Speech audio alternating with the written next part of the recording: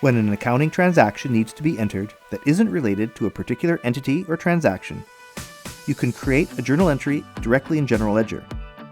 Include 2 or more accounts with debit and credit amounts that net to 0, with the ability to reverse or copy entries, or set them to recur on a regular basis. To create a journal entry, access the General Ledger module. You can either do this from the Accounts tab and use the Create Transactions button, or from the Transactions tab, click the Transaction button to choose Create. A transaction window opens with an empty Entry tab, and the default date is today. Select the first account to be part of the transaction, either by typing it in or searching for it. Enter an amount in either the debit or credit column. Optionally, you can add text to the memo field to describe a purpose. Wherever you are on the line, you can use the Enter key to start the next line. Adding the second account to the entry will automatically populate the amount value in the other debit or credit column so that this journal entry balances to 0. You can edit the amount as needed if other accounts are to be added. Any memo value gets repeated for this and all subsequent lines. Whenever you add an account that is defined as an allocation account, you can either leave the detail as it was entered, or you can expand the allocation in order to see the underlying accounts. Whenever you add an account that uses a foreign currency, this will also include the current exchange rate and calculated foreign currency amount on the detail. You can edit either the base amount or the foreign amount, which will recalculate the other value based on the rate. And the rate itself can be modified as required.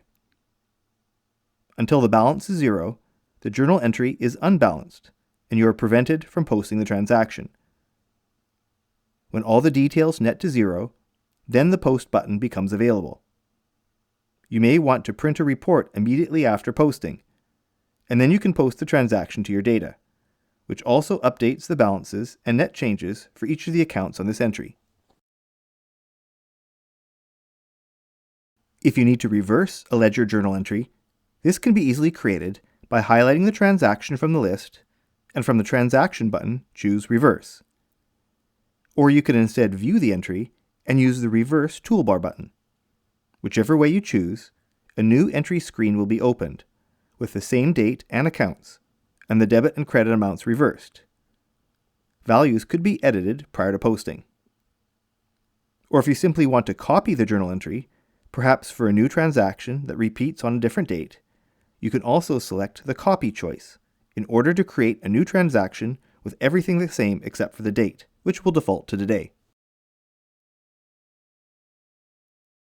If you have regularly occurring journal entry transactions, instead of searching for posted transactions and copying them, you can instead assign them to be recurring entries. For any recurring entry, you specify how often they should be processed, with reminders that appear when signing into Spire that a transaction needs to be posted.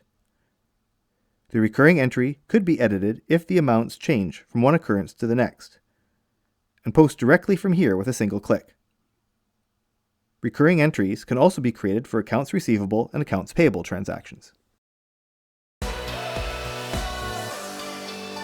If you would like more information about Spire Accounting, access the link in the description below to our homepage. Read the online manual help for additional assistance. Watch more videos from this playlist, and subscribe to the Spire YouTube channel. Thanks for watching.